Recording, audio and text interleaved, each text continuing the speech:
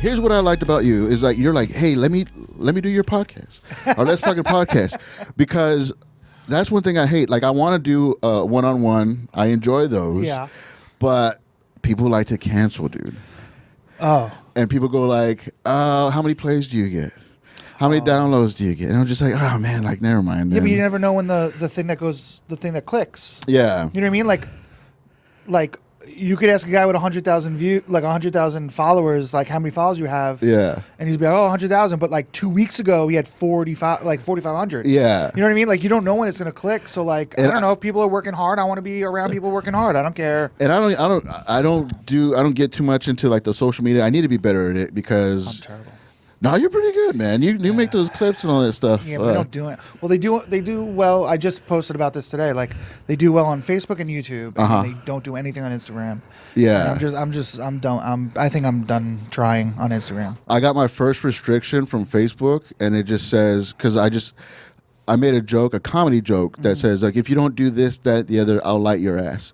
Which just means I'm going to light you to get off stage. Oh. Facebook made it seem like I'm going to light your ass. So like, oh, you made a violent threat, whatever. So they restrict my account. They said like your post, you can still post, but it'll be like buried under whatever. And so even though I'm off restrictions, I still feel like nobody's seeing my Facebook post. I was like, oh man, am I still on restrictions and stuff? I hate that. I hate that it's up to a computer program whether or not we can be successful at what we do. Yes, dude. Especially when like the results, like when I go perform, I get like I know I'm funny. Yeah. Like I don't need a computer program to tell me I'm funny. Yeah. And then like this, like just like, 8 nerds in a room made a program that like says like they're not going to show my like and it's like, how do you know like intent? What are I accent or it's just so hard, dude. So that's why like I go back and forth about like leaning into like social media, try to understand like how it works and stuff. Like my thing was like I wanted to get good at comedy and then start whoring myself out on the social medias. yeah. Where other people like they become like so good at social medias and then they can't do a setup punch to save their life. Oh, it's so brutal. Like the like it'll come up in my feed like not new comic, but like a new like whatever. It doesn't even matter. It could be 20 years. It doesn't matter. Something will come up in my feed and it's like a crowd work, like heckler, comedian destroy, or whatever the F it is. And then like you're watching it, it's like there's literally no jokes. Or if there's a joke, the audience member is funnier than the comedian. Yeah. The audience member gets the bigger laugh. And I'm like, why are you showing this to people? Yeah. And then not only why are you showing this to people, but like people are reacting to it like, oh, so funny, so hilarious, this is hilarious. And I'm like I posted, this is like, I mean, I'm going to sound bitter or whatever, but fuck it. I posted a video, a fire alarm went off during my set. I saw that, weekend. I posted a video. People reacted pretty well to it. A lot of engagements, a lot of shares. Instagram didn't push it to anybody. Facebook, it did like decent, but maybe like a few thousand or whatever. Instagram didn't show it to anybody. Okay. And like, and everyone's like, oh, well, did you record it in 4K? Is it 1080? Is it this? Is it that? Which it is, all of those things, right? But then some other comic who's bigger and not good. No, I'm wrong.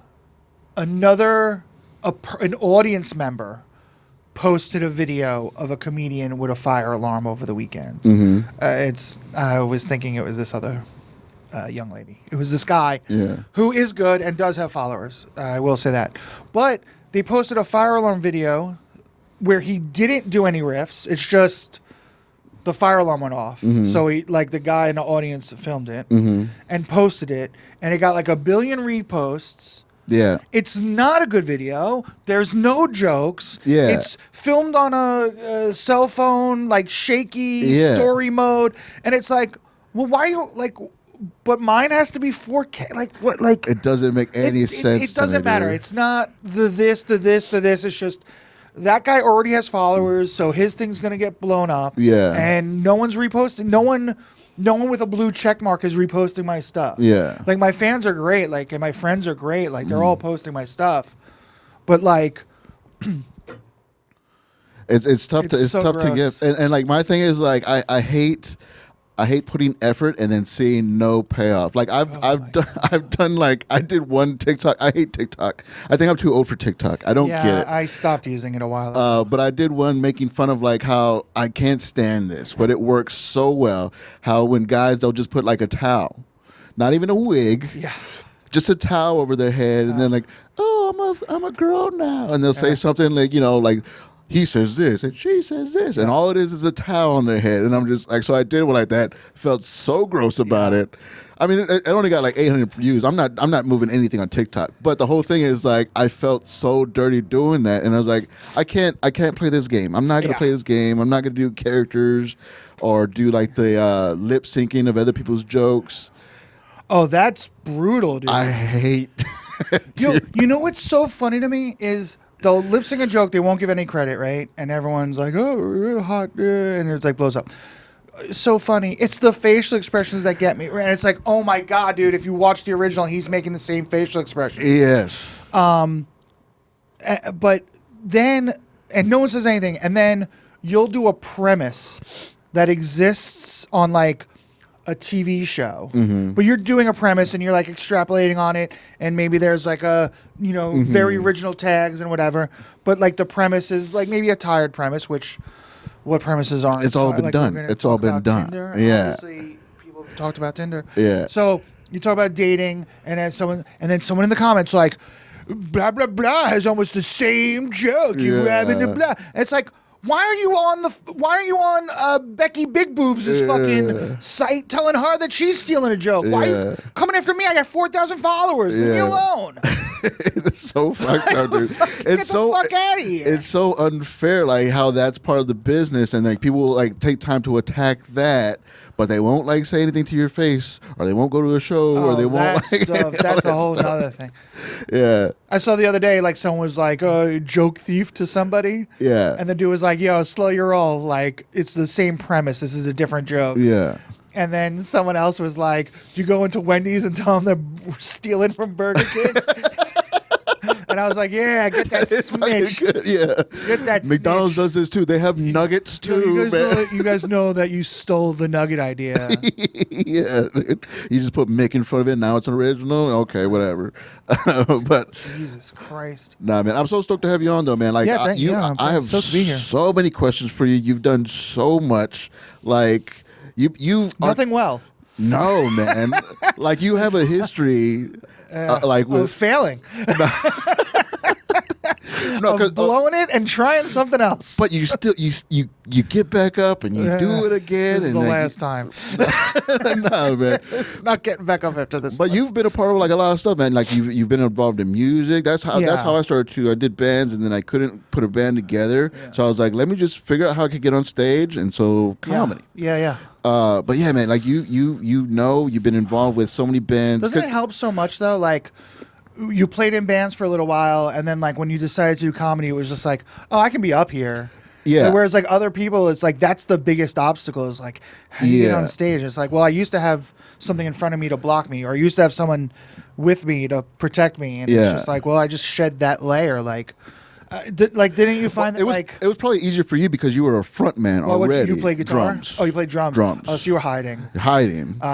But it was still easier. I bet it was easier. Yeah. Understand I bet if you hadn't played drums, your first time on stage, you would have been for sure. Yeah. Drums, understanding drums, and just the stage, understanding the stage and how to look and all that stuff. Do you think it helped you with joke writing too? Like knowing how to. Like understanding rhythms and cadences? I think so. I think so. I try to discuss it with people about like how like understanding beats and rhythms and cadence does help with the joke writing and joke delivery and stuff, but I can't. I know it does, but I can't express how. Yeah, I think because I don't know that all comedians understand that their cadence is part of their voice. Yes. Until you like really break down how your joke. That's the one thing that I do enjoy about making the videos for Instagram and Facebook is when you caption them yourself, you really get to see like what went into your like what you've written and like the pacing of the writing and like and then you're like when you're trying to like edit it for a minute, you're like, oh, I don't need this word. I don't need this word. I don't need this little thing. Yeah. You know, and then and inversely, you're like, oh, I definitely need that pause. I can't cut this pause out. Yeah. You know, I think that's like really interesting. But yeah, when we're developing our voice, we don't recognize that cadence is a huge part It's of a it. huge thing, you And, know. I think being a musician does help that. I think, 'cause you're like, Drummer for sure, front person for sure, but like so yeah, you were the front man. yeah, fuck bassists. No, I'm sorry. Nah. Yeah, guitar players. Who needs Yeah, them? I okay, love bass guitar player, players. yeah, Bass yeah. players. I want to start a band. I keep like toying with the idea of like jamming again. I was like, I just need a bass player. Just give me a bass player. Just do rhythm. With the distortion pedal, Yeah. and let's just fucking jam, dude. Did you ever hear a band called Godhead Silo? No. I believe that They're was two-piece? just. I believe that was just bass and drums Yeah. with a distorted bass, and it was like, it was nice and heavy, and it was cool. It's all you need, really, dude. I think Pinback might have been just bass and drums, but that was like a little artier. Yeah. Leave it in the comments. Yeah, dude. But I like that stuff. Even like something as like just rock as like Royal Bloods. Oh yeah, yeah. You know, like easy enough. Simple. I Just like fuzz out that bass Death and- from Above. Yep. That's easy. Yep. Just bass and drums. Bass and drums. There's a band Ohm Mm-hmm. that used to be bass and drums. The guys from like Floor and Torch, I think. Oh yeah. Yeah, it was, or Sleep and Floor. It was the guy Al. Fuck. All I know is But it I was don't even called know any- Ohm. Mike. It was called Ohm, and it was like super. Yeah. Like stonery, but like with like an Egyptian vibe. It was like it was really interesting. It was really good. It was really Yeah. good stuff. In the bands that you were in, did you play any instruments or just a front man? Nah, I just sang. Yeah. Well, screamed, shouted. Yeah. Yeah, I didn't do any. I'm not talented. I don't have talent. So No. And then after that, you've done acting. yeah, I mean, whatever. I was in like yeah, yes. Why are you say like Because no, I'm not in really? I'm not in anything of value, and like my credits are old and like useless, and it was like a lot of just like extra or featured extra stuff. Yeah. And it's just like it like listen, you can say it in a way where it sounds awesome. Yeah, of Or course. you can say it in a way where like I lived at home till I was like 30. Yeah. Like oh sorry. You could like it's yeah, I don't know, man. I don't know. Plus, I don't know, like it's weird to like You don't like talking about it. yeah. Okay. But it's just But somebody else would talk about it nonstop. Like it's still something that they would talk about. well, that I think is a huge part of my personality too, where it's just like I don't want to talk about what I used to. I want to talk about what I do. I get that. Because like I feel like I am good at this. Yeah. And like I'm working hard at this, and it's like I want this to be recognized. I want my hard work to be recognized now. It's like, yeah, we can talk about like Taking Back Sunday or whatever, Yeah. but it's like I don't know, they're doing their thing. Like I don't But like, you were that's a part of it though. Yeah, but I wasn't really. I mean, I was such a minor part of it. Like the only reason that I have any lasting legacy with Taking Back Sunday is because they're cool about it Uh-huh. and like brought me out on tour and like gave me a gold record and asked me to be a part of their album and asked me to be a part of the family. Like without like, I mean, I was a huge part of other bands that like don't respect me at all. Didn't give me any respect. Like, Really? like fucking, yeah, fuck them. Like they wouldn't have come out of retirement if it weren't for me. Really? No, absolutely fucking not. We wanted to start a booking agency and like all this stuff, and and then their philosophy is like, well, it's like you saw our in-ground pool and we're like, you should swim in it. You didn't do anything for us. But it's like, no, I saw your in-ground pool was like moldy and fucking garbage was in it. Yeah. And there was a dead squirrel and it was covered in moss. And then I got in it Yeah. and fucking cleaned it and filled it and checked the pH balance. Yeah. And then invited people over to fucking swim in it. Yeah. You know what I No, mean? that makes sense. Yeah. It's like, and then I see videos of them live and like literally people are screaming my lyrics back at them. And it's like, Wow. so I didn't do anything for you guys. the line that all the audience is screaming back at you is Yeah. my line, but I didn't do anything. Riffs on the fucking first album are our riffs from our old band, but I didn't. You know what I mean? Yeah. Taking Back Sunday, I did like less than I did for, but like Taking Back Sunday fucking cares about their friends. Yeah. Whereas like get sued by their fucking friends. So is that a reason why you don't like to talk about the old stuff, because it kind of has like it's like not a little it's not PTSD. all sunny and It has a little fun PTSD and to great. it. Yeah. There's a little PTSD. That is a bummer, man. I get that. Like I didn't know that about. I knew that you were like what was the band called? I never talk about it. Like, this is literally the first time I'm talking about it. Okay. Because I'm just like sick of it. Like, I'm just sick of fucking like. It's really disgusting. Like hearing my lyrics get shouted back at me. I can imagine. And them not fucking like them treating me like I'm an enemy. It's like, yo, fuck you, dudes. Nah, I get that. I get that. Maybe bleep out the band name. Okay, I could do that. Yeah. I'll for sure do that for you. Bleep out the band name. I will do that.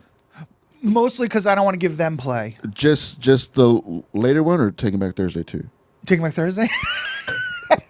No, you can talk about Thursday and Taking Back Sunday all you want. Oh shit! I just did that, huh? I was like Thursday and Taking Back Thursday and Taking Back Sunday. Taking Back Thursday is a whole lot better. Just the later, man. Okay. Because I don't even want to give them the play. Like I don't even want. Don't look them up. You know what I mean? Like fuck them. I'll get it. But true or false? You were in Sopranos. I had I was a featured extra and an extra in 2 episodes. 2 episodes. The one that I'm an extra in, I honestly have no idea, and I don't know that I could even find it. Oh, okay. The one that I'm a featured extra, I'm like a Bills fan, and they're watching the game in the background of a scene. And all I know about it is that someone, the day it aired, someone texted me and was like, "Did I just see you in the episode of Sopranos?" And I was like, "Oh, I guess it aired." Yeah. Are you a Sopranos fan? I wasn't, but okay. No, but I was. I don't know. I haven't spoken to him in quite some time, but when we do speak, he's a great guy. I was very friendly with Steve Sharippa. Oh yeah, who played Bobby Bacala? Yes. He's in Blue Bloods now. Yeah. He's an incredible guy. Like, watch his shows, watch his movies, buy his pasta sauce. His character on The Sopranos is completely different than like the podcast that he did with Michael Imperioli. Like he's a very good guy. He's a sweetheart. He's funny. He's very funny. Yeah. He's got a history of so he used to book. Yeah. Or run security and book like the Riviera in Vegas. So he knows. So when I started comedy, so I was on a show with him, and then he got me some extra work on Sopranos. But when I started comedy, he was like, "Yo, when you're ready, I can do favors for you." Okay. He's like, "But you have to be ready, because I can only call these in once." I get it. And so I respect that too. That makes a lot of sense. If I'm going to vouch for you, make sure that you're not letting me down. Right. And he was like, "I don't need you to prove it to me. You got to know." I respect that so much, though. And I asked him to cash those in December 2019. December 2019. What was that for? 2 months before the pandemic. Jesus. I forgot about that. So that happened to y'all too? We had that. Bit. Well, we had it for a long time. We had it for like 2 years in New York. We had about a week. Yeah. Well, that's why I came here. Oh, yeah. I mean, damn, dude. Okay, I moved here. Not here, but here. Yeah.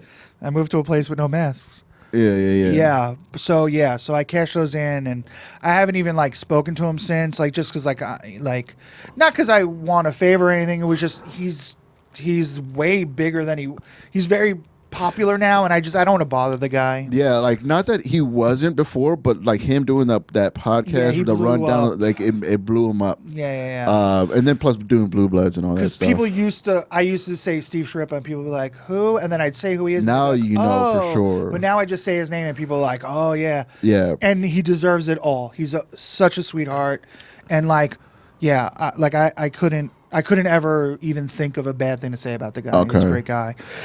So the acting and stuff, that was just by accident, or were you like pursuing that? No, that was really by accident. That was all. I just got a bunch of extra and featured extra work.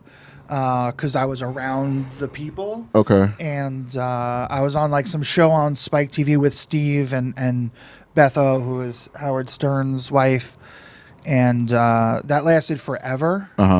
And yeah, I just got like a bunch of stuff because I was there. Okay. So okay. And it didn't, now that and $3 I could ride the subway, It's fucking matter, didn't matter to anybody. Man, it's still credit though, man. Like I would keep using it to go on stage and stuff. If you've seen him on Sopranos, maybe. Yo, but that's the thing. It's like, so I guess there's like 2 theories on that too, right? Like I don't, or maybe there's 9 theories on it. I don't know. There's at least 2. I think it's like distracting. Like if you say like, all right, so the one I was using for a little while was Flight of the Conchords, because I was on an episode of Flight of the Conchords. Really? I did not know that. Okay. Just an extra. You don't see me, but I wrote a joke for that scene. Nice. And you see the joke. The joke is prominent. So I wrote a joke. So I would say for a little while, for like maybe 6 months, I would be like, just say Flight of the Conchords. And then I would realize that like as soon as you say Flight of the Conchords, and I get on stage, everyone like is like. Yeah. Like who's like? He's not Australian. Yeah. You know what I mean? Yeah. Like I don't remember a fat guy on You know what I mean? And it's just so distracting. Just say I'm from New York. Okay. Yeah. You know what I mean? Like, or just say I'm from Oklahoma City. Like it doesn't, or just say I'm from. I don't care. Yeah. Like it doesn't matter. Just comedian. There you go. Yeah, comedian. Yeah, exactly. Because it doesn't. But then I have very recently. Do you know who Amy Hawthorne is? No, I don't think so. Amy Hawthorne is like a really brilliant comedic mind. Like she managed and booked the Punchline in San Francisco, New York Comedy Club in New York, and I think some other places. Right now, she's just like she's just kind of like in limbo. I think she's like managing some comics or some podcasts. But she's got like one of those like brilliant comedic minds, but she's not a comedian. And she on her Instagram, it's comedy groupie at comedy groupie. Her Instagram, she does a series of like tips for new comics, or even like, I guess not really new comics, tips for comics. And one of hers was take credit seriously. Yeah. Give your credits. Take it seriously, because it gives you weight. It gives you, okay, sure. But I'm worried, also I don't want to say anything distracting. So it's like, I guess I just need a new credit. You know what I mean? Like I could say, yeah, you've seen him on Spike TV. And then everyone's going to be like, what? Spike TV exists still? No, it does. Is that Paramount Network? You know what I mean? Like, no one's going to care. Yeah. But I respect her so much that I'm like, all right, I guess I'm gonna come up with a credit. Yeah. So Fallon, put me on so I can have. You've seen him on Late Night with Jimmy Fallon. There you go, man. Current credit. Okay, so let's go back to what you're doing now. You're a comedian, a touring comedian. You're busy as hell all the time. Touring comedian. Why do you say quotes? I live in my car. It's not. It's different. Is it? Am I touring or am I homeless? Does it drive? Does it move? Or does it stay parked? You're not living out of your car. You're living. It drives, yeah. You're living on the road, man. Yeah. I'm just saying, you could say it both ways. That's all. I'm very. You like to talk down your accomplishments. I'm very. I just. When did that start? The talking down stuff. Like I'm gonna cry. Probably when my dad didn't love me. Oh yeah. All right. No, I get that. I get that. So okay, when did you start doing comedy? Well, there was a false start. So I was on. You got me all sad. Sorry about that, dude. So I was on that show on Spike TV with Steve and Beth, and because Beth was Beth was Howard Stern's wife, or at the time, just dating maybe. No, it doesn't matter. Not interesting. Artie Lang was on the show quite a bit. He was a guest on the show quite a bit, and we became friendly. The guy wouldn't be able to pick me out of a lineup now. I don't like. That's not just you. Don't take. I wouldn't take it personally. Well, I don't take it my resume includes a lot of famous people that like have probably don't remember our interactions. Yeah. You know, like I worked for No Doubt for like a week and a half. I don't even think they remember I worked for them. Yeah, You know what I mean? Like, it's just when you're that big, so many people. They have 100. They know so many people. They see so many faces. Yeah, they have 150 staff members at any given time. Yeah. I'm a blip on the screen. I understand. I'm not offended. It's totally cool. Yeah. I get it. So Artie was on the show a few times, and then one time we ended up just being alone together. So we like had this like real deep heart to heart. It was like the fourth time he was on the show. So like he kind of knew who I was and what I was up to. And it was like the show was on the air for like 4 years. And we shouldn't have been on the show for 4 weeks. We shouldn't have been on the air for 4 weeks. Like, really? It was not interest. Like, it was.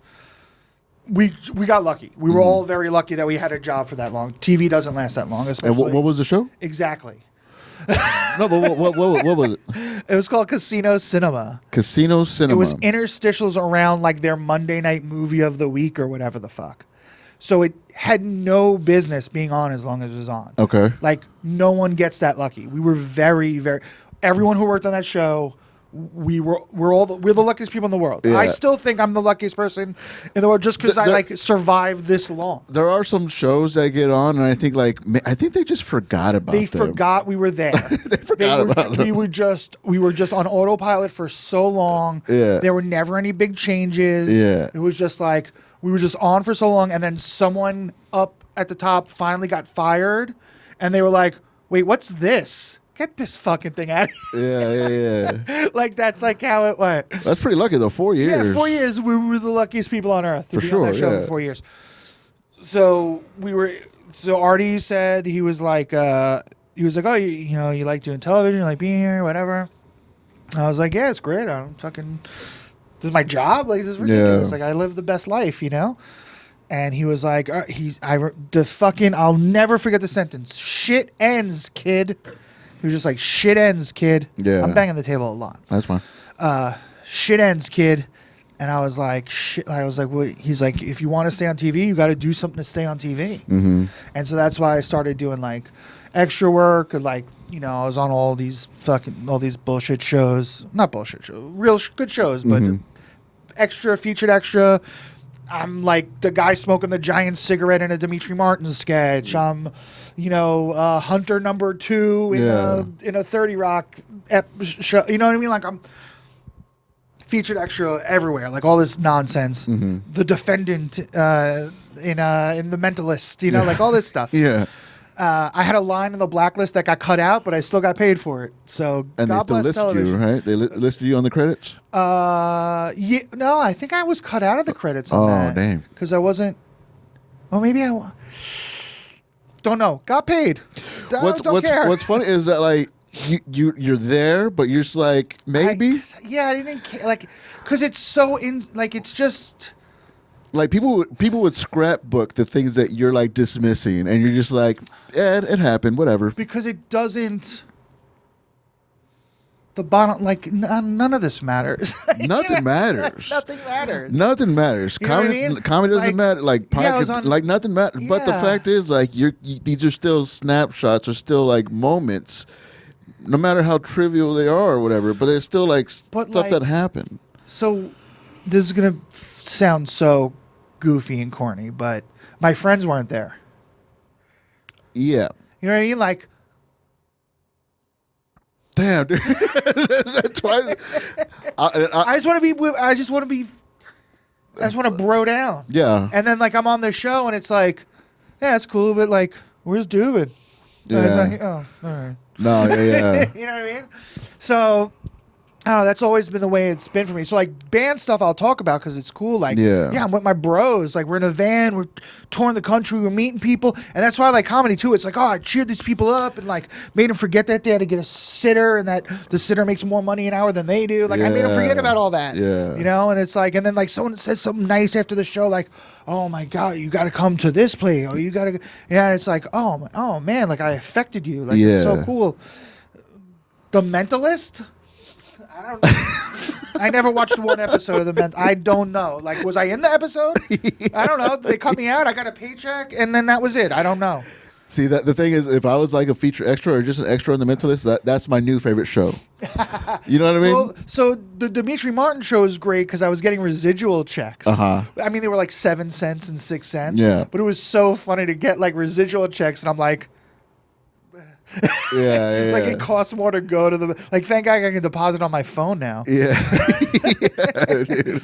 But yeah, so Artie said that, and so like I did some TV stuff, and then I started writing. That's when I like really like I had written early on. Like I'd always wanted to write, writing my lyrics too. Like I always felt like that was like an art form. Like I'm writing, and you're writing comedy, or you're writing like I was writing sitcoms. Okay. I wanted to. I was like, oh, maybe I'll write television. Uh-huh.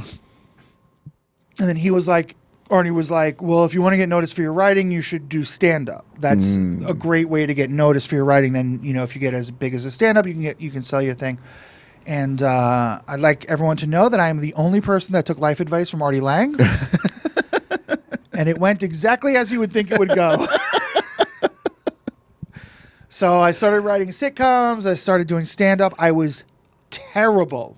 Like I am hugely embarrassed about the early stuff. And I was so Nate Bargatze was in the city at that time, was in New York City at that time. Mm-hmm. So I was like doing he had a midnight show at Broadway once a week, and I would do his show because like I was my like mentor was like his buddy. So I would go like do his show all the time, and like I'm terrible. And around what year was this? I don't know if you mentioned it, but can you mention it again? 8 or 9, I think. Like 08 or 09. Oh, yeah, okay. But I am terrible. Like, what do you mean terrible? Like edgy? Like gross? Bad.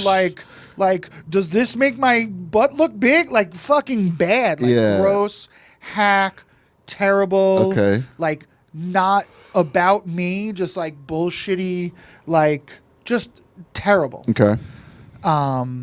But I had TV credits. So I was getting shows. And I was like, oh, this is easy. And it was terrible. And I got like a National Lampoon's put out a comedy DVD that ended up not coming out, thank God. But it was like me, Nate Bargatze, Leah Bonema, Yamanika Sanders, I believe, was on it. And like someone else. And it was like everyone got big except me. But also like it didn't come out because it was hastily produced, but it was like this cool thing that like people would have killed for. Yeah. And I didn't know. I didn't respect it. You know what I mean? And yeah, it was I was bad. And then the like straw that broke the camel's back is I was a good writer. My sitcom specs were great. My pilots were very interesting. And a woman picked me up, like an agent picked me up, and she got me a couple of audition, meetings. Like what are they? Interviews? What are they called? Why am I drawing a blank? Meetings, huh? Yeah, meetings. She would get me like auditions. I don't know. Whatever. She would get me meetings, and she would do things like she would be like, "Hey, I'm meeting with Nickelodeon on Wednesday. Like, can you write a tween spec script?" Okay. And I would bang out like a Hannah Montana. And then she was like, "Oh, I'm meeting with Cartoon Network. Can you do she was meeting with Adult Swim. Can you do an adult?" So I did Venture Brothers spec script. And she's like, "Oh, I'm meeting with ABC. Can you do a 2.5 Men spec script?" Uh-huh. And she would get me all these. She would get me in all these places, and then it was only a few months of that, and then the writer's strike happened, and then when people started to get back to work, she was like, "Well, I have my money makers that I have to get back to work. I can't really worry about you right now." And so I got like super disillusioned, typical, like just my luck. I'm finally good at something and I can't do it because the strike happened because of me. Yeah. You know what I mean? Like the strike happened just to fuck me. Like I really felt that way about COVID. Yeah. Like, oh, I'm gaining momentum. I'm gaining momentum in comedy. Like COVID happened. Of course this would happen. Just to ruin my life. Yeah. Like it had nothing to do with like the old man or the guy fucking the bat, but so yeah. So that really disheartened me. Uh-huh. And I knew I was bad at comedy, and I was like, fuck this whole shit. I went back to like music industry stuff for a little while, and then I had like a mental break. Super depressed. Tried like some weird shit. I went to like umpire school. Umpire school. Yeah, I didn't know there was a school for that. Which was a cool experience. Yeah. Despite all the things, I tried selling cars for like a month. Like I couldn't fucking I just couldn't handle life. Yeah. And then finally I got like a job like back in the music industry, like working at a nightclub. And then I don't know, somewhere in like 2015, someone was like, I was still friends with a bunch of comics and a bunch of people who ran venues and stuff. And somewhere in like, early 2015, one of my buddies was like, dude, I want to do a comedy night at the club. Like you gotta do it. Yeah. And I was like, I don't do it. He's like, you gotta do it. Yeah. I was like, I'm not. He's like, you gotta do it. And that's when I started. I was like, if I start again, I'm gonna take it seriously. I'm gonna be good. And I just took it seriously, and I got wrapped up with some really great comedic minds. Yeah. And it just forced me to be better. Like I just had to keep up with those dudes, and women, and I did. And I feel like this is like the one thing that I'm actually good at. You know. So how hard is it to start in New York? I think it's easy to start in New York because there's so much. Yeah. Like you can get on stage 9, like as a open micer, you can do 9 open mics a night. But as far as like the competition, like it has to be. Yeah, but at first you don't know. Yeah. At first you don't know, so you just get on stage, you suck, you get one laugh, you're like, oh, I got a laugh, or great. Yeah. You know, and there's so many people, someone's gonna be like, hey Pat. I like your shirt. Oh, is that an Every Time I Die tattoo? Like, I love that band. You know what I mean? And then you just make friends with one guy. Yeah. And then you come back the next day when you see that same guy. And now there's 2 of you. Mm-hmm. And then a week later, there's 3 of you. Yeah. And then, oh, you're from Texas? Oh, my brother's from Texas. And now there's 4 of you. And and then you just start hanging out and walking from mic to mic. Yeah. And then when you realize what you're doing, and you see that you're competing with Mark Norman and Sam Morril for bar shows. Yeah. You know what I mean? You're like, oh man, I gotta step my game up if I want to stop going to mics. Mm-hmm. And then you realize that like Ian Lara still goes to mics, and Emma Willman still goes to mics, and Joe DeVito still goes to mics. You're like, oh, I'm never gonna stop going to mics. Yeah. You know what I mean? Like that was like the real eye opener was Emma Willman and Ian Lara are going to mics. Chris DiStefano is going to mics. This is like still like 5 years ago, but still, like they're going to mics. And then the bar shows, like the next level up, like the nothing bar shows, 7 people in a bar in Midtown with the game on, no one's listening.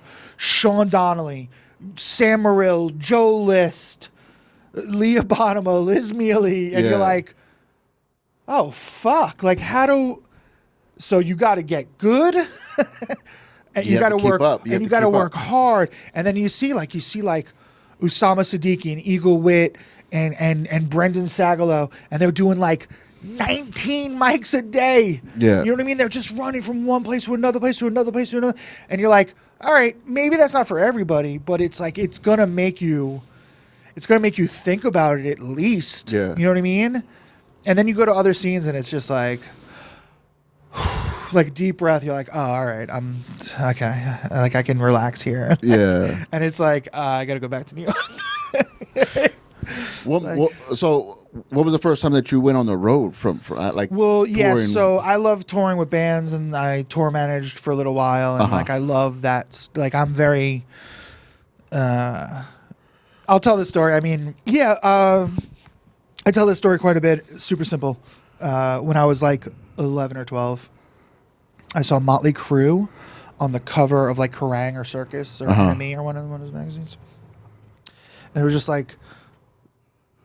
like full sleeves, like posing full sleeves, just looking badass. Maybe they were on motorcycles. I don't even remember at this point. Yeah. And I was like, I want to be that. I want to do that. Yeah. And I was just like, what do those guys do? And I was like, oh, they play rock music and they tour. Yeah.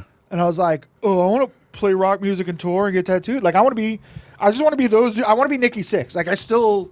You still want to be just Nikki want to Sixx? be Nikki Sixx. Like I just like what's that guy doing? I want to do what that guy does. Yeah. And yeah, so I just got tattooed, joined a rock band, hit the road. Like Yeah.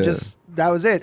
And then real world stuff started to hit me, and I was like, I got to make money somehow, and the band's not, So then I started working for other bands, and that was it. I was just like, oh, this is great. I can do this. And then the TV opportunity came, so I did that, and then that happened to this. I don't know. Yeah. But yeah, so I just love being on the road. I love touring. Very nomadic heart.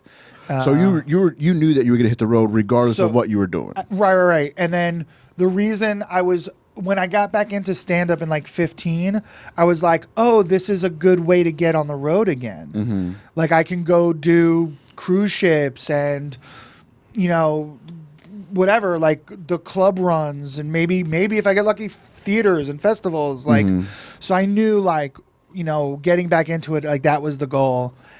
And like, I think in 17, I started doing some traveling, like just with local headliners that were, would bring me out. I would drive, like I drove. And then, in like 2018, I think I quit my job, and I was just like, let me just make a go of this. And I just started traveling, more frequently. Mm-hmm. And by March of 2020, I had like 2 or 3 months solid booked. Like I was like, we're gonna, this is it. It's happening. Yeah, It's and fucking happening. I was gonna win March Madness. Like I was advancing in March Madness like pretty fast. Caroline's has this thing March Madness where like Nate Bargatze won, and Sam Morril won, and Anthony DeVito won, and whoever else won. And I was like, I'm winning. Like that was my year. Like I was crushing it, and then that got canceled, and then everything got canceled, and then like bookings for like June and July started getting canceled, and I was like, it's over. Yeah. And then I got a call in like October. So like I'm already depressed. Like I already have like depression stuff, and then. And I was like, this is it. I'm good. And then I got a call or an email being like, hey, we're opening the clubs like in the middle of the country. Like, do you want to do a run? And I was like, hell, fuck yeah, I want to do a run. Yeah. So I came out like to the Midwest and like Texas and stuff and Vegas. And then I went home and broke my leg. That's right. I remember that. And so I was on the shelf. It ended up being 16 weeks. And just sitting on a couch, I'm surprised I didn't kill myself. Like, honestly. Yeah. I mean, I'm surprised I haven't killed myself at all. But that was definitely a close one.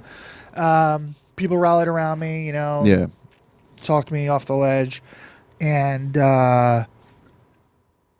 and then once I healed, I was like, I'm not stopping. Mm-hmm. And I took off, and I came back, and my wife broke up with me, and then I just been running. Yeah. Yeah, and then here we are. Yeah, dude. San Antonio. You skipped over like so much, man. Like you did like an impressive thing. One thing I'm very impressed of, it's kind of like a mixture of your past and your present, was going on tour and doing comedy with a rock band. That was awesome. Opening for a rock band. That was awesome, and I want to do that all the time. That was the really, most like, fun. Were you not listen? Have you done that? Have you done that before? Like being the opening act for? I opened for Taking Back Sunday. Taking Back Thursday. I opened for Taking Back Thursday. I opened for Taking Back Sunday at their holiday show in Jersey in 2019. And it went how you would expect. Tough as hell. Everyone talking. Yeah, dude. But look, 10 people in the front were paying attention and laughing and smiling and making eye contact. Yeah. And it's like, all right, well, doing it for these 10 people. And of those 10 people, all of them follow me on Instagram. Really? One of them, this young lady, Becca, comes to all my shows in Pennsylvania, all my shows in Wilkes-Barre. I'm friends with her dad now. Like, so yeah. It was fucking killer. You know what I mean? Like, That it is was only cool. 10 people, but it was 100% of those 10 people Yeah. are fans now. If our friends, Becca's a friend. Yeah. You know, and it's so cool. Yeah, this young woman, Maureen, she follows me on Instagram. We talk all the time. Like, it was great. It was totally worth it, even for just 10 people. You know what I Yeah. mean? And the same thing, like the Motion City, like I met people every night that I still speak to. Yeah. Totally killer. Totally killer. The pictures looked impressive, dude. Because it's you like a standing one thing. Standing room audience is tough. Tough. I've seen like Patton Oswalt. What was this thing called? Comedians.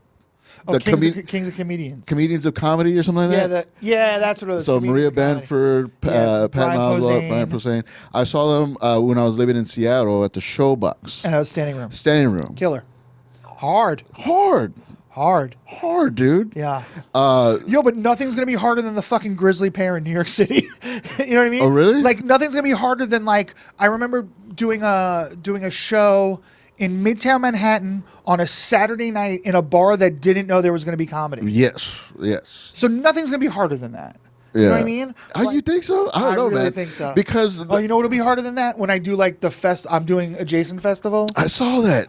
That's gonna be harder. Because that's going to be daylight. You're like the only comic on that thing, right? Windy, and I'm going to be opposite a band. There's going to be a band playing on that stage. I'm going to be trying to tell jokes to the 7 people. The only comic doing that festival, right? Yeah. That's insane. Yeah.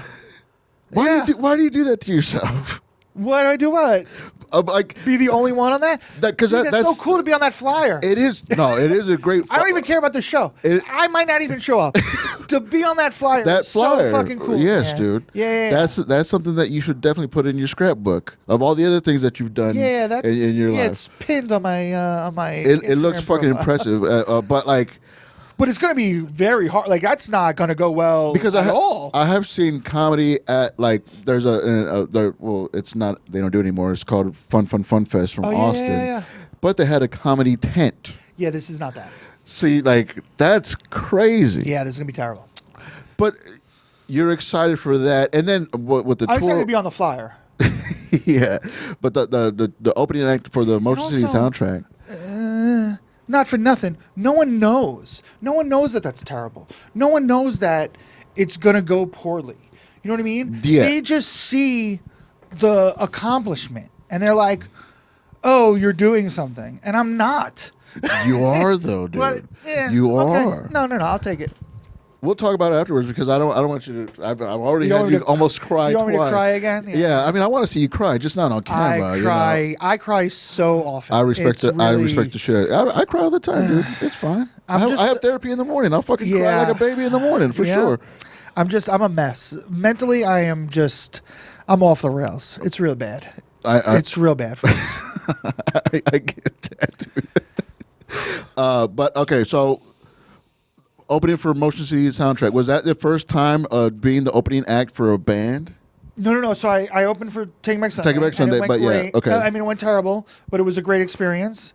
And You just talked about how great it was with those 10 people, and everybody else was like, "Go fuck yourself." I'm saying, it went poorly, but it was a great experience. Yeah. Like, that was great. Yeah. And so then I knew what I was going into.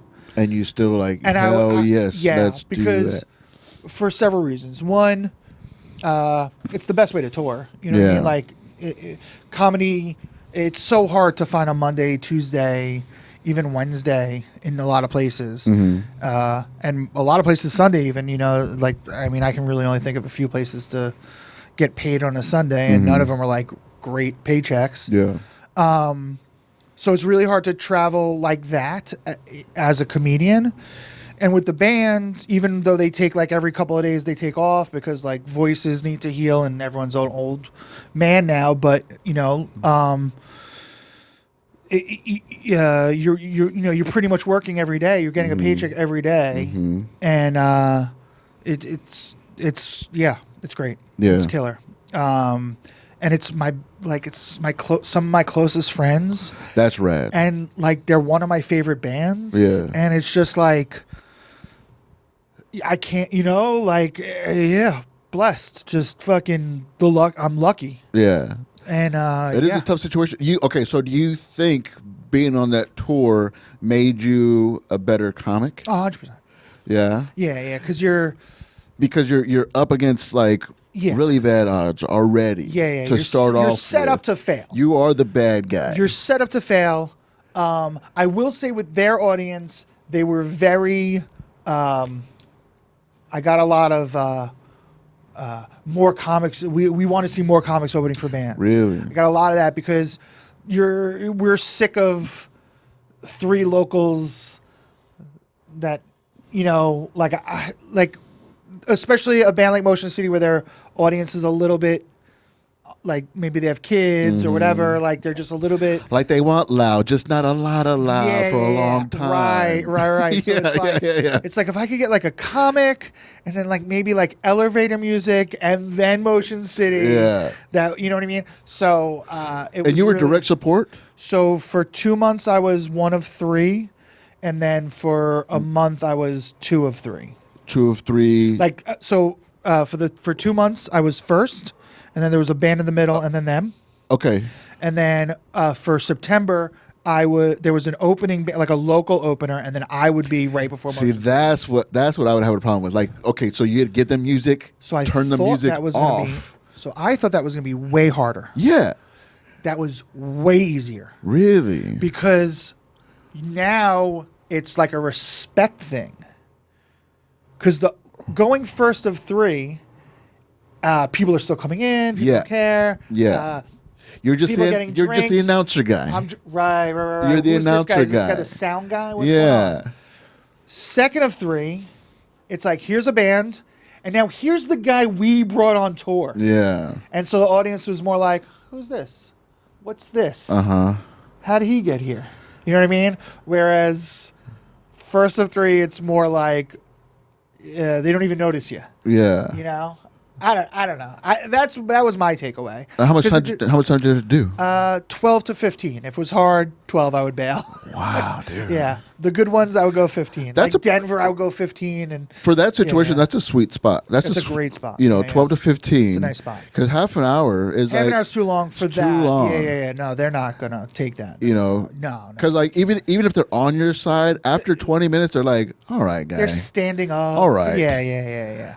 So I would feel that too. Like you could feel it. Yeah. But there were some shows where like, I mean, I'm going to use Denver as the example. Denver and Boston, I think, were like the two of the best. If I remember correctly, like Denver, maybe Orlando, and Boston, I think were the 3 best. Mm-hmm. And Denver in particular, like I remember, like I pause a lot. Like I wait, let you anticipate the punchline, guess wrong, and then I fucking give it to you. Yeah. There were moments where I would pause and it was quiet. And it was not empty. Like it was packed. Wow, and it dude. was like I have like the footage of Denver like from behind, and it was I saw that picture. Yo, it was full awesome. Audience, all staring. Watching like 1,700 people. The fact, because usually silence is something that you don't want, but with comedy, the build up, silence means that they can't. They're waiting to hear what's he gonna say next. Dude, I paused. It was I think it was the Depostrophine joke, or.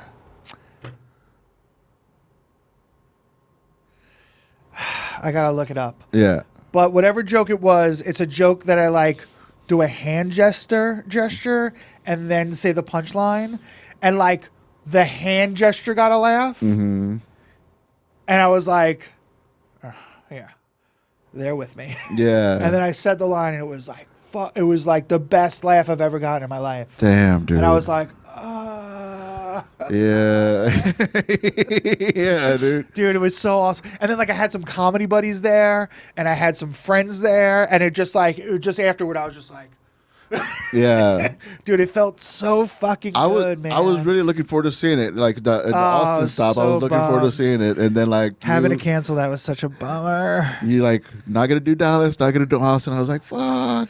I sold those tickets for like half price what I paid for them, just because like I didn't want them to go to waste. I hate wasting stuff, but I was gonna like I like Motion City Soundtrack, but I was gonna drive to go see you, and then you're like, yeah, not doing the shows, Listen, like from now because on- I wanted to see out in that environment. I couldn't even like imagine. Listen, from now on, you got carte blanche, man. Anytime you come see me, you're comped. You're Yeah. on the list. Don't worry. You never have to buy a ticket again, buddy. Like Dude, I felt terrible cancel because I did have I had quite a few people coming out for that. Yeah. And I was just like, because I've actually headlined in Austin before, so like I draw a little bit, like 30 maybe I could draw, and like it was a real bummer. It was a real bummer to have to cancel that. That was a real nightmare. But no, like just a thought of that, because again, like I've heard about it. I've heard about like the comedy music combo, and I always thought it was a bad idea. It's tough. So I was like, well, I wanted to see what that was like. Again, that audience, they're a little bit older. It's not like you're going for like a new fucking like you're like having to do a comedy act like at a Turnstile concert or something like that. You know, like they're all like young people's. Yeah, that's probably gonna be tough. Yeah. That would probably be tough. I opened when we were Young Festival. I opened for Thursday in Bayside. Really? And that was very hard because it was a small room, but it was like the show, like the festival got canceled that day. Oh, okay. So there were all these like small shows. So like everyone was like super excited for like this great show that's like super secret, and no one's, like it's a small room. Like you'll never see Bayside and Thursday in that size room again. Like that was a one-time thing. And so I came out and a couple of jokes were working and like the audience was there, and then they just like 6 minutes in they were like, all right, bands, let's go. Like we're here for the show. And I was like, and I wasn't on the flyer, which really helps. Like being on the flyer, like when the nights that Motions, so little inside baseball, this thing called AdMat for when a band goes on tour, they send advertising materials to all the venues. Okay. So you're on it. All the openers are on it. It's laid out a certain way. The poster that you see in the club is how the band wants it to look. But sometimes, and far too often, I think, promoters don't promote the opening bands. For whatever reason, laziness, they don't want to fill out the thing, whatever the reason is, they don't put everyone on the flyer. They just put the main band, the headlining band, and the date. But the reason the bands bring support is because the support draws some people. I don't understand it. Also, as a promoter, don't you want to build small artists in your market so that they become big artists? Well, the promoters aren't your friends until you can make them money. But back in the day, you used to build artists in your market to take advantage of them later. Right. Yeah. Right. They'd be, Pat Christopher, I know no one knows you now, but we're going to put you on a bunch of good shows with Bill Burr and Burt Kreischer, and we're going to put you on with Sarah Silverman. And then when you're big, you're going to cut me a deal. I'm your hometown guy. You know what I mean? Okay. And that used to be the way it was. And that's still the way it is with some bands. But for some reason, nowadays, no one promotes the opening acts across the board. At comedy, you never see it. Music venues, few and further apart. Yeah. I will say that the shows that I would go to where I was on the marquee, way better because they know what's happening. The comedy of or stand-up comedian. So they would put comedy. They know. Yeah, that was part of my Okay. my billing was it has to say stand-up comedian or whatever. I forget what I said now, but Okay. I said it has to say that. And then that does help that because does help. they're like, And okay, then- there will be comedy. And then when I'm brought up, I want to be brought up, House of God mic, a Voice of God mic. I want to be brought up, please welcome to the stage from so-and-so, comedian Neil Rubenstein. And the shows where they did that accurately, said the thing, and then played the walk-on music, those shows went great. When the Voice of God was like, Neil Rubenstein, they went terrible. Yeah. Those shows went terrible because no one knows what the fuck is about to happen. And it just looks like the sound guy is fucking checking the mic. Yeah. Rant. Yeah. Real quick, what's your walk-on music? It always changes, but on Oh, that tour, it changes. on that tour, it was I would switch between Shoulders by Coheed and Cambria and Killing an Angel by Sunny Day Real Estate. Nice. Those are the two. Right now, I'm doing Parade with Me by Sylvan Esso. It's like it's electronic-y-ish. It's real upbeat. Okay. There's a couple like hey heys in the beginning. So it's Okay. like, hey. It's just like Yeah. that's a little bit more spirited, you know. Yeah. But yeah, I like to change it around. Like Yeah. you know, get boring. So like on my rider, and very few people read the rider, but on my rider, I give like 4 or 5 choices, and like ideally, I'd like to be surprised. Really? Yeah. Okay. Play one of these 5 songs for me. Nice. And then I can be like, I love this song. And you know what I mean? Yeah. But that's, you know. You get carried away, you start jamming. Like, oh, yeah, I'm supposed to go work right now. Yo, let this rock. There's a lot of times. So when I host, where was it? Where was it? Oh, it was with Ashley. It was I forget where I was with her most recently, but I host for my friend, and I forget what song it was, but I was like, oh, put this on. I was like, I want to walk onto this today. And they played it, and I waited. I was like, just like rocked out to the, I was like, all right, I'm going to say it. It was like people were done clapping. Like, Yeah, you know what I mean? Like, I was just like, just listen to this song for a minute. I was like, oh, I got to go. Yeah. Yeah. But that's fun. Like, that's fun. And It is I don't fun. know. Also, like, it's comedy. You know what I mean? Like, as long as you're not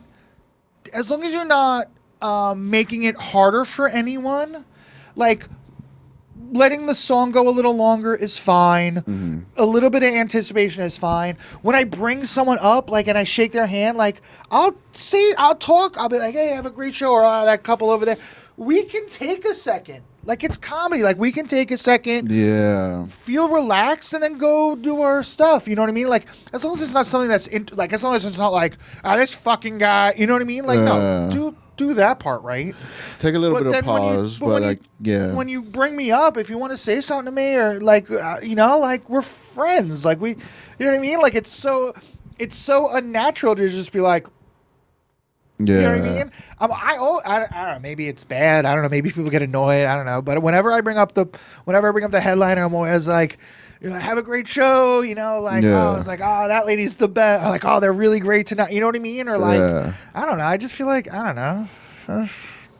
But yeah, I don't know what we were talking about. But no, that comes with time, like that whole like comfort thing. Because I'm still like, I just now started like hosting and opening for like touring, so I'm just like, all right, it's yours now. I'm out of the way. Yeah. Let me just get out of the way instead of like having like a little bit like banter here and there. Yeah, like, I don't know. I'm more comfortable. Like obviously, I'm more comfortable like doing that banter with the feature act. You know. Oh yeah, okay. But when I bring on the headline, I'm just like, all right, I'm done. Yeah, I don't know. Maybe that's, I don't know. I'm gonna say that it's working because like a lot of people like if I work with a headliner just like out of happenstance, I end up doing shows with them again. Like, okay, so I think that it's fine to do that because like, or at least maybe it sets me apart and makes them like me a little bit. Yeah. I don't know. Cause like, that's how I bring up Ben Bailey, and like now I'm opening for Ben Bailey, and like that's how I bring up Adrienne Appalucci, and now I opened for, you know what I mean? Like she's brought me somewhere, and like that's how I brought up Chris Frangiola, and he's bringing me some, like, you know what I mean? So it's like I think that it's No, for sure, because it's like seems to be working. You know what I mean? Like I'm making friends with these people, and like I don't know, it's just like you know, just be cool with people. You know what I mean? And it's just like, I don't know. It just shows that like I'm who I am on stage. I'm off stage. I respect that. Yeah. This is just who I am. Like when I tell jokes, like I just tell jokes the way I talk. Yeah. You know, which is also, I mean, I don't know if like young comics watch your pod. I don't know if anybody watches your pod, but if we'll find out. if young comics watch your pod, like when they say like find your voice or whatever the fuck. And like we were talking about like cadence and stuff. It's just your social cadence. Like how I tell stories to my friends, I tell to the audience. I just got to figure out a way to convey the information that my friends already have about me. Yeah. You know what I mean? So it's like your friends like you, so they're gonna like your They already story. know your humor. They Right. already know. So yeah. I just need to convey something to the audience to get them to like me. Yeah. Or just enough information, like we're talking about, oh, like our friend so and so. Like I have to just convey that information. Listen, we have a friend Paul. Listen, you know what I mean? And that might be enough. Yeah. To you know who Paul is now because you know what I mean? And if that's enough, then the joke's gonna work. They don't need to know Paul. They know Paul. Yeah. You know what I mean? And that I don't know, like that to me, that's your voice. Just the realest you can be, the truest you can. Sure, some people aren't like Larry the Cable Guy. It worked for him. That was also the fucking 80s, dude. Like, I don't know. Yeah. Maybe that wouldn't work now. Yeah, for sure. Or 90, whatever. 90s. Whatever. Doesn't matter. Maybe that wouldn't work now. You know what I mean? But you watch comedians in cars, and Jerry Seinfeld seems like Jerry Seinfeld. Yes. You know what I mean? And that's an old school comic. Mm-hmm. And he's telling jokes differently than he talks. Like, the structure is different. But it's still Seinfeld. You can tell it's Seinfeld. You know what I mean? Yeah. And all those guys, like Ray Romano, you can tell it's Ray Romano. The only guy who's different is Bob Saget. Like Bob Saget, like he was like this purposefully blue, like whatever. But yeah, I don't know. That's my theory. Yeah. And like, I mean, what the fuck do I know? But that's my theory. Bob Saget was a big shock because I knew for Full House. I didn't know that he was a stand-up until after, like later on. And it was such a like weird thing because like that's not Danny Tanner. Because he's talking about blowjobs and banging and all, like, and you're like, whoa, like you're taking a shit in the mom. You're like, yeah. Like what, dude? What? Yeah, dude. But yeah, what was I saying? Bush City. It was a lot of fun. All right. Hell yeah, man! Thanks for doing the pod, man. Again, I love doing these one-on-ones. Yeah. And I was so stoked when you're like, hey, and like, let's pod. I was like, yes, please. Because I was gonna ask you, but I was like, oh yeah, let's like, pod, no. dude. Yeah, man. Because like you never know when it's gonna matter. Like, you know what I mean? Like, Yeah. I don't know. I don't know. And then it's more like. It's an excuse to fucking chill, like For sure. Because we wouldn't have hung out right now. We would have just met at this Tiger in an hour and a half. Yeah. You know, it would we would just been like, oh, what up, and then like had to sit quietly and watch. You know what I mean? Like this is like we had conversations before and after. I'm assuming after, but we had a conversation before this, and we're having you know what I mean? It's like, wow, we're broing, like Yeah. But here's the thing, because I would want to meet up before, but because I do the podcast, so I have an excuse to hang out with somebody, you know? Like, you're in town, like you wanna hang out? But this is business. We're doing business now. Like, hey, you want to do my podcast to promote ourselves? Yeah. And now all we're doing is hanging out. Dude. Yeah, now I can mark it down to like, well, I worked for an hour so far today. You know, like yeah, dude. Yeah. Because I do I don't know if you do this, I set like personal goals, like if I'm not going to have a job, then I have to work. I have to do this 8 hours a day. I have to do or 40 hours a week. I have to do comedy 40 hours a week. But that includes like the drive and the editing and the videos and the whole, that like the whole project. Yeah. I try to get in a 40-hour work week minimum, and then I always fucking overdo it and do more. But like just to make myself feel good about myself. Legitimizing it. Yeah. So I treat it like a job. 40-hour week, and and then this is like this is like a little cheat. This is like a little cheat hour. Yeah, dude. So yeah, hell yeah, man. This was fun, man. I'm glad we fucking got to do this. Yeah. But so this will be out Tuesday. So promote, plug anything, social media, anything. Yeah, tag me in all on. the things, and I'll tag it on all the things. And yeah. But yeah, no. Give what's your social? What's your at Neil Rubenstein on IG. It's Neil Rubenstein on Facebook. NeilRubenstein.com has all the links.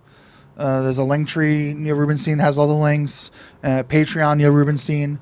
Hell yeah, dude. Yeah, if you Google Neil Rubenstein comedian, you're gonna get in the ballpark. So I'm super stoked. I mean, this will be after the fact, but Neil's here to do. Well, he's doing Brendan Potter's Wonderliners, and then he's gonna do Fantastic Damage. Fantastic Damage is a new show. I'm very stoked about it, but I'm like super nervous about it. 'Cause I'm like, oh man, what are we gonna end up doing here? Yeah, but I will be recording. But I just right now I just use it for my own thing. But I'm thinking like maybe I might be able to put do this on the something end of this about this, or create something completely different, like a little storytelling snippets here and there. But that's what Neil's doing in town. But thank you for coming by, man. I appreciate this, dude. Man. Thanks. Hell yeah, man. Later.